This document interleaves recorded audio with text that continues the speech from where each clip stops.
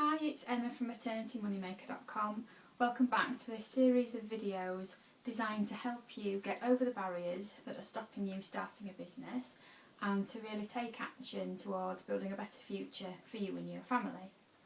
Today's video is about answering the question of what kind of business should you start.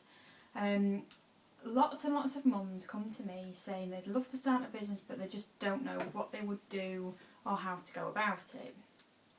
So addressing the issue of what kind of business to start. Personally, I tend to take people down the route of a service business rather than providing a product.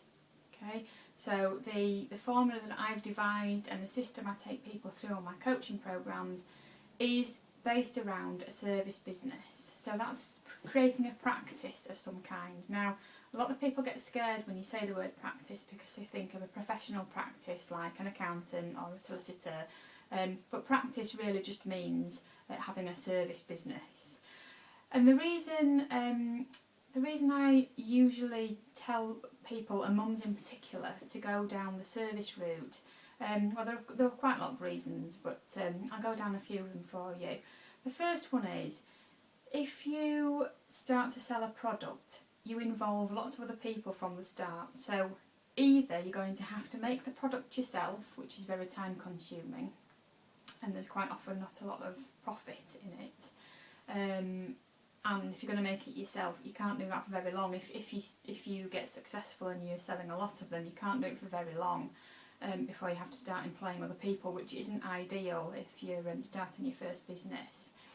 The second reason is, if you start a service business and you realise a little way down the line that perhaps it's not exactly what people want or what they need, you can use feedback that you get from people to change your service. You can tweak it here and there, you can add bits, you can do things slightly differently. You can really use the feedback you get from people to create a business that people will really love and a service that people really love.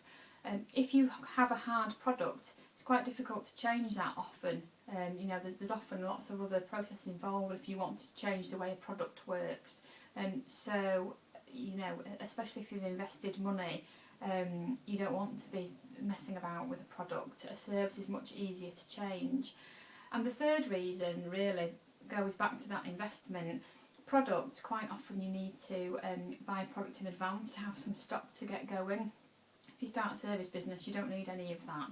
You've just got your own skills and your own knowledge, and you start from there. So when you're starting a business, especially if you haven't got a lot of capital, which a lot of my mums haven't, and we're looking for low cost ways to start and low risk ways to start, starting without a product is probably the best way to go, because you're not having to shell out that cost to start with. So think about what kind of service business that you could start with the skills and experience you've got. What could you provide to people or teach people to do that they would pay for? And again, it's something that we go into real detail on the coaching that I do. But that's a good place to start. Think about what kind of service you could provide rather than what kind of product you could give people.